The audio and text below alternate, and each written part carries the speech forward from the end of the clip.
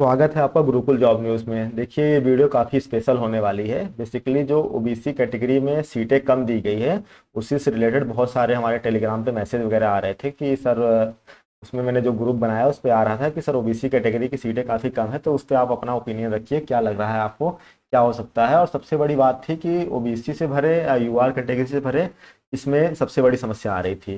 देखिए पहले आपको हम बता देते हैं कि कितनी कितनी सीटें थी। तो देखिए आपको पता होगा, यहाँ पे देखिए मैंने एक एनालिसिस बनाया था, उसके बाद देखिए यहाँ पे 139 सीटों पे है यहाँ पे। तो इसी को लेकर पूरा मुद्दा है, ठीक है, क्योंकि ओबीसी को लगभग लगभग 27% का आरक्षण मिलता है, तो उसी वहाँ पे उतना परसेंट का आरक्षण नहीं मिला है। लगभग लगभग आप मान सकते हैं 9% के आसपास आरक्षण मिला हुआ है। ठीक है, तो उसी को लेकर हम पूरा डिटेल एनालिसिस करेंगे। उसके बाद आपकी जो फाइनल में क्या कट ऑफ जनरल से भी ज़्यादा चली जाएगी, इन सब चीज़ों को भी ऊपर देखेंगे। और ओबीसी की बच्चे इसमें क्या करें और क्या ना करें, और कुछ बच्चे वहाँ पे देख रहे हैं कि कोर्ट में जाने की भी बात कर रहे हैं।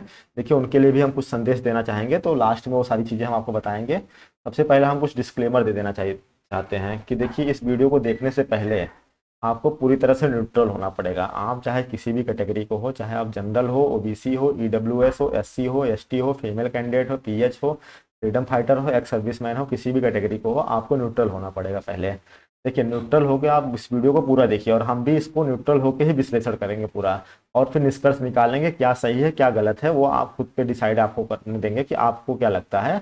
आप उसके बाद कमेंट सेक्शन में अपना निष्कर्ष लिख सकते हैं। ठीक है, आप इस वीडियो को पूरा देखिएगा, बिना भगाए देखिएगा, क्योंकि अगर आपने पूरा नहीं देखा, लास्ट में जाके देखा, तो आपको समझ में नहीं आएगा, फिर आप वही कमेंट सेक्शन में फिर उल्टा सीधा बोलेंगे। ठीक है, मैं उसके लिए भी तैयार हूँ, लेकिन आपको न्यूट्रल होकर देखना है। एक रिपोर्ट आई थी 2016 के अंदर का, तो उसमें बताया गया था कितना कितना रिजर्वेशन स्लैब है। वो मैं पहले आपको रिपोर्ट भी दिखा देता हूँ। देखिए ये रिपोर्ट आई थी प्रेस इंफॉर्मेशन ब्यूरो, देखिए यहाँ पे देखिए, और मिनिस्ट्री ऑफ पर्सनल, इसमें बताया गया था कितना कितना रिजर्वेशन होगा। तो वहाँ पे 15%, 7.5%, 27%, यहाँ पे क्लियरली मेंशन किया गया था। ठीक है, तो वही मैंने यहाँ पे लिख रखा है कि एससी को लगभग 15% रिजर्वेशन दिया जाता है, कहीं कहीं 15%, 20% भी किसी किसी वैकेंसी में हो जाता है। ठीक है, तो एसटी को लगभग 7.5%, लेकिन यूपी में कभी 7.5% नहीं दिया जाता है, 5% के नीचे ही रहता है ये आंकड़ा। ओबीसी में 27% का आरक्षण लागू है, और ईडब्ल्यूएस में 10% का लागू है। और इनको आप जोड़ेंगे तो लगभग आपका 60% के करीब मिलेगा आपको, 59.5%। तो यानी कि जो यूआर कैटेगरी होती है अनरिजर्व, यानी कि कोई भी इसमें जा सकता है, वो होता है 40% के आसपास। 40% के ऊपर नहीं होना चाहिए, ये नियम कहता है। ठीक है, अब इसको ये नियम क्या यूपी ट्रिपल एससी या जितनी भी वैकेंसी निकलती है क्या इसमें फॉलो होता है, तो इसके लिए फिर वैकेंसियों के अतीत में चलना पड़ेगा। जितने सारे पोस्ट निकले हैं, क्या उतना ये सारे नियम वहाँ पे फॉलो हो रहा है। तो सबसे पहले हम बात कर लेते हैं यूपी लेखपाल भर्ती। काफ़ी बहुचर्चित भर्ती है, 8,085 पोस्ट इस पे आए हुए थे। ठीक है, यहाँ पे हम आपको बता देते हैं कि 8,085 पोस्ट आए थे। अगर इसमें वैकेंसी को बात करें, देखिए मैं यहाँ पे क्या कर रखा हूँ कि सभी की वैकेंसी लिख रखा हूँ, लेकिन मैं आपको परसेंटेज में बताऊंगा कि परसेंटेज में उतना लागू हो रहा है कि नहीं। तो ओबीसी में देखेंगे तो आप यहाँ पे 27% लागू हो रहा है, यानी कि लेखपाल भर्ती में बिल्कुल आरक्षण सही तरीके से लागू है ओबीसी वालों के लिए। एससी वालों के लिए 20%, ईडब्ल्यूएस के लिए 10%, एसटी यहाँ पे बहुत कम आरक्षण दिया गया है, हो सकता है संख्या कम हो इसकी वजह से यहाँ पे कम दिया गया हो। और बाकी यूआर जो कैटेगरी है वो 40%, यानी कि वो भी लेखपाल भर्ती में जो आरक्षण संबंधित मुद्दा था वो बिल्कुल सही तरह से लागू था। बस पीएच कैंडिडेट का थोड़ा सा दिक्कत थी, बाकी सबका सही तरीके से लागू था। तो इसमें कोई दिक्कत नहीं है, ये रिजर्वेशन बिल्कुल ठीक है। और अगली वैकेंसी हम उठाते हैं, जो सप्लाई इंस्पेक्टर वाली वैकेंसी आई थी। ये भी देखिए पेट के माध्यम से वैकेंसी हुई है, अलग नहीं है, ऐसा नहीं कि यूपी ट्रिपल एस ही कराता है इसको। सप्लाई इंस्पेक्टर एलडीए यूडीए, इसमें हमने सारे पोस्टों को जोड़ दिया है। टोटल इसमें 76 पोस्ट है। पहले बीच में कोई भी कंक्लूजन मत निकालिए, आप समझिए पूरा। यहाँ पे हमने जब इसको देखा निकाल के, तो 21% के आसपास आ रहा है, जबकि ये 27% होना चाहिए। बाकी ईडब्ल्यूएस का 10% ठीक है। इसके बाद एससी और एसटी, यूआर में 60%, देखिए यहाँ पहुँच गया। यूआर में यहाँ पे थोड़ा सा कम होना चाहिए था, 40 होना चाहिए था, लेकिन यहाँ पे 60 पहुँच गया। ठीक है, तो यहाँ पे भी कुछ ऊपर नीचे चीज़ें थी, लेकिन इतनी ज़्यादा गड़बड़ नहीं थी जितनी बीपीओ वाले वैकेंसी में गड़बड़ है। ठीक है, तो ओबीसी को यहाँ पर 27% की जगह कितना परसेंट आरक्षण दिया गया था, 21%। हम अभी लास्ट में कंक्लूजन आप निकालिए खुद देख के। असिस्टेंट बोरिंग टेक्नीशियन का भी कुछ दिन पहले अभी डीबी का कॉल आई है, और 30 तारीख से या 31 तारीख से आपका डीबी शुरू होने वाला है। ठीक है, इसमें 486 पोस्ट थे। ओबीसी का मैंने जब इसको निकाल के देखा तो 27% इसमें आ रहा था ओबीसी का, और अनरिजर्व 51% आ रहा था। ठीक है, ये 2019 के आसपास की वैकेंसी है। फिर उसके बाद लोअर पीसीएस का मैंने देखा, तो यहाँ लोअर पीसीएस में भी ओबीसी का कितना आ रहा था, 27%। जितने भी पोस्ट यहाँ देखिए मैंने पोस्ट लिख रखे हैं सारे, 672 पोस्ट में 27% ओबीसी का था। यहाँ पे भी रिजर्वेशन सही तरीके से लागू है। फिर जो बहुचर्चित वैकेंसी है उत्तर प्रदेश का, ये यूपी ट्रिपल एस सी 1 दरोगा, ठीक है, अभी हाल ही में पेपर हुआ है इसका। यहाँ पे यूपी ट्रिपल एस सी कराता है, पेड के माध्यम से वैकेंसी थी, पेड 2021 के माध्यम से वैकेंसी थी, पता है आपको 19,000 बच्चों को कॉल किया गया था और लगभग 701 पोस्ट है इसमें, ठीक है। इसमें हमने निकाल के देखा लगभग 23% के करीब आपका अक्षर बन रहा है, यानी कि यहाँ पे भी 3-4% के आसपास कम है, ठीक है। ईडब्ल्यूएस तो बिल्कुल सही चल रहा है 10%, यूआर यहाँ पे 41% सही है, लेकिन यहाँ पे जो 23% जो कम हुआ है बेसिकली वो एससी की वजह से कम हुआ है। एससी देखिए, आप ये मत सोचिए कि हम एससी को भी टारगेट कर रहे हैं, ईडब्ल्यूएस को टारगेट कर रहे हैं, जनरल को टारगेट कर रहे हैं, किसी को टारगेट नहीं कर रहा हूँ मैं। जो वास्तविकता है वही चीज़ें आपके सामने फैक्चुअल चीज़ें मैं रख रहा हूँ, तो आप मेरे पे बिल्कुल मतलब ब्लेम मत करिए, मैं बिल्कुल न्यूट्रल होकर बता रहा हूँ आपको। एससी में कितना है 22%, होना कितना चाहिए था 15% के करीब होना चाहिए, चलिए 20 मान लेते हैं, तो यहाँ पे 2% ट्रांसफर हो जाता तो सही हो जाता पूरा गणित सारा ये। तो यहाँ पे ये हो गया। और सबसे जो फेमस वैकेंसी आपने देखा होगा यूपीएसआई की वैकेंसी 9,534, काफ़ी लंबे समय तक ये कोर्ट में भी रही और काफ़ी विवादित वैकेंसी थी। इसमें भी आरक्षण सही तरीके से लागू था। इसमें देखिए ओबीसी का 27% एकदम नेट आरक्षण इसमें लागू है, उसके बाद ईडब्ल्यूएस का 10% एकदम नेट आरक्षण लागू है। अच्छा, किसी को लग रहा होगा कि सिर्फ यूपी ट्रिपल एस ऐसा करता है, नहीं।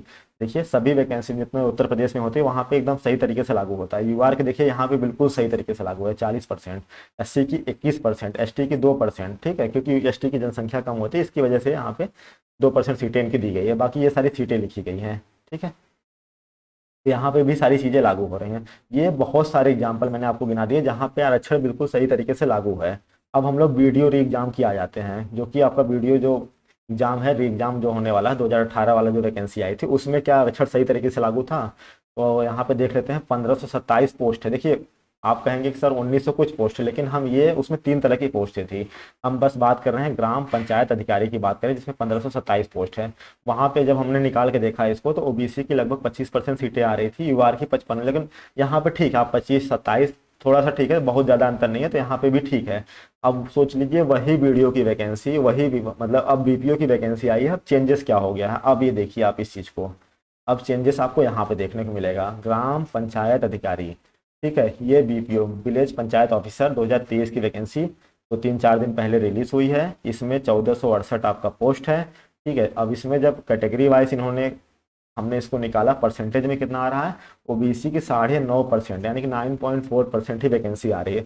अब सोचिए कहाँ 27% और कहाँ 9.5%, ठीक है। अभी ये भी मैं बताऊंगा कि ये इसका इफेक्ट कहाँ पर पड़ेगा, पड़ेगा भी कि नहीं पड़ेगा, ठीक है, क्योंकि मैंने कल कुछ एक दो लोग का वीडियो भी देखा तो वो बोलेंगे नहीं आपके लिए तो कोई इफेक्ट नहीं पड़ा, और वो तो पेड देख रहे हैं बीपीओ का कट ऑफ 68 बताए पड़े हैं, कोर्स बेचने के चक्कर में वहाँ से कुछ भी बता रहे हैं। देखिए आप इतने बड़े संस्था की कोचिंग चलाते हैं तो आपको इस तरह से बातें नहीं करना चाहिए, आपको एक जिम्मेदार टीचर की तरह बातें करनी चाहिए। तो यहाँ पे देखिए 9.5%, मेन मुद्दा सब यहीं पे है। हाँ 27, अगर आप चलिए 22% भी कर देते ना एक बार तब भी चल जाता, कोई ज़्यादा इशू नहीं था। 23% कर देते तब भी चल जाता, कोई इशू नहीं था। 21% तक भी कोई इशू, आप सोचिए 20 से भी नीचे लेकर आए, 10 से भी नीचे लेकर आए ओबीसी की वैकेंसी।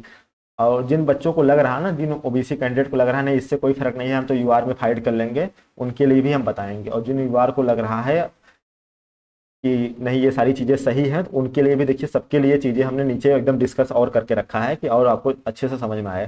देखिए यूआर का यहाँ पे 40% करीब होना चाहिए, यहाँ 57% है, ठीक है। और यहाँ पीएससी का देखिए आप, हम किसी को टारगेट नहीं कर रहे हैं, पहले ही आपको डिस्क्लेमर मैंने दे दिया है। एससी का यहाँ पे 24% है, 20% से ज़्यादा नहीं होना चाहिए, जबकि यहाँ पे 24% है। एसटी बिल्कुल घटा के 0.5%, क्या एसटी लोग नहीं बनना चाहते हैं, इनका भी आरक्षण बिल्कुल। अब यहाँ पे देखिए जो ईडब्ल्यूएस बहुत कहते रहते हैं कि हमको ईडब्ल्यूएस हमें फ़ायदा मिला है, देखिए यहाँ पे भी इनको नुकसान है, सिर्फ 2 यहाँ पे चलिए इनका तो सिर्फ 2% का ही नुकसान है। लेकिन ओबीसी वाले का आप सोचिए कि आपके भी मित्र जनरल भी होंगे, ओबीसी भी होंगे, सभी कैटेगरी के आपके मित्र होंगे। तो यहाँ स्टूडेंट यूनियन वाली बात है, यहाँ पे ऐसा नहीं है कि आप लोग एक दूसरे से लड़ने भिड़ जाओ कमेंट सेक्शन में, यहाँ पे यूनियन वाली बात है। क्योंकि अगर सब कुछ सही तरीके से सब कुछ लागू होगा, क्योंकि देखिए ओबीसी की जनसंख्या ज़्यादा है तो इनका आरक्षण 27% है, तो कम से कम उतना तो मिलना चाहिए इनको, इसमें कोई दो राय नहीं है। और यहाँ पे इनको दिया गया है सिर्फ 9.5%। अब होगा क्या ये भी हम आगे डिस्कस करेंगे, ठीक है, आप समझ गए 9.5% यहाँ दिया गया है परसेंटेज में। अब इसको हम समझते हैं थोड़ा और डिटेल में। अगर मेंस एग्जाम में शॉर्ट लिस्टिंग अपने अपने कैटेगरी में होती है, ऑब्वियस सी बात है अपने अपने कैटेगरी में होती है, जैसे जनरल का आप 30 गुना बुलाया, 15 गुना बुलाया जाता है, लेकिन वो 30 गुना तक हो जाते हैं। तो हमने सबका मान लिया कि 30 गुना मान लीजिए बुलाते हैं। अब सोचिए 139 सीटों के लिए ओबीसी वालों के लिए ये 30 गुना बच्चों को बुलाते हैं तो कितना बच्चा आएगा, लगभग 4170, 4170 ओबीसी का बच्चा सिर्फ क्वालिफाई करेगा। और जन यूआर का बच्चा यानी कि अनरिजर्व का बच्चा जो अनरिजर्व कैटेगरी से अप्लाई करेगा उसका 30 गुना निकालते हैं तो 25,470, कितना बड़ा आंकड़ा है। तब तो ये वाला आंकड़ा सुन के अगर ऐसे ही सब कुछ चलता रहा तो यार सबसे बढ़िया यही है कि जो ओबीसी का बच्चा है वो किस में अप्लाई कर दे, वो अनरिजर्व कैटेगरी के अंदर अप्लाई कर दे। उसके लिए फायदा है, यहाँ पे सिर्फ 4,000 बच्चों में फाइट करेगा और यहाँ पे 25,000 बच्चों में शॉर्ट लिस्टेड होगा, तो यहाँ पे उसकी जो प्रोबेबिलिटी है वो ज़्यादा है। ठीक है, ओबीसी ज़्यादा संख्या में है तो वहाँ पे उनको कम सीटें दी जा रही है। ठीक है, और यूआर की जो बाकी ईडब्ल्यूएस की बात कर लेते हैं। देखिए ईडब्ल्यूएस में 117 सीटें हैं तो यहाँ पे लगभग 3510 बच्चा क्वालिफाई कराएंगे इन लोग। ठीक है, ये मैं बात कर रहा हूँ मेंस रिटर्न एग्जाम लिखने के लिए। ठीक है, ये रिटर्न एग्जाम लिखने के लिए यहाँ पे कोई भी अभी आरक्षण लागू नहीं है। तो ये लोग सोचे कि नहीं ये तो बच्चा इसमें जा सकता है, तो आप ध्यान दीजिएगा जो लेखपाल कट ऑफ आया, जितने भी मैंने ऊपर एग्जाम्पल दिया है, कोई भी जो मेंस वाला हो रिटर्न एग्जाम होता है उसमें आरक्षण लागू नहीं होता है। तो आरक्षण लागू नहीं होगा तो उतने गुना शॉर्ट लिस्टेड किया जाएगा, तो कम बच्चों को शॉर्ट लिस्टेड ही किया जाएगा। यहाँ पे फायदा क्या होगा, सॉरी नुकसान क्या होगा, देखिए ओबीसी को नुकसान होगा कि कट ऑफ ज़्यादा जाएगी, इसमें 100% श्योर है। ये कब कट ऑफ ज़्यादा जाएगी, ज्वाइनिंग के बाद, और बच्चे ओबीसी के कम लिए जाएंगे, ये भी एकदम क्लियर बात है। जितने बच्चे क्वालिफाई होने चाहिए उतने बच्चे नहीं होंगे। चलिए आपको और थोड़ा डिटेल में समझा देते हैं अगर नहीं समझ में आया है तो। मान लेते हैं ये वैकेंसी आपको पता है कि पेड 2022 से आई है बीपीओ की वैकेंसी। ठीक है, 1468 पदों के लिए आपको क्या किया जाएगा, अभी आपसे फॉर्म भरवाया जाएगा। ठीक है, एक मिनट। ठीक है, आपसे क्या किया जाएगा, फॉर्म भरवाया जाएगा अभी, और उसके बाद बीपीओ के लिए आपका मेंस के लिए कॉल आएगा। तो यहाँ ये क्या करेंगे, ओबीसी को 30 गुना बुलाएंगे, जनरल यूआर वालों को 30 गुना बुलाएंगे, तो ओबीसी कम ही बच्चा इसमें कॉल कॉल किया जाएगा। इसमें कोई डाउट तो नहीं है ना आप सभी को, क्योंकि आप इसका अगर देखना है तो सबसे बढ़िया एग्जाम्पल है, आप लेखपाल का देख लीजिए उठा के, उसमें भी हर कैटेगरी वाइज बुलाया गया, वहाँ पे लिखा भी है नोटिफिकेशन। तो रिजर्वेशन लागू नहीं होगा, सिर्फ 30 गुना बच्चे बुलाए जाएंगे। बुलाए तो 15 गुना ही जाएंगे, लेकिन वो लास्ट वाले नंबर पे सबको काउंट कर लिया जाएगा।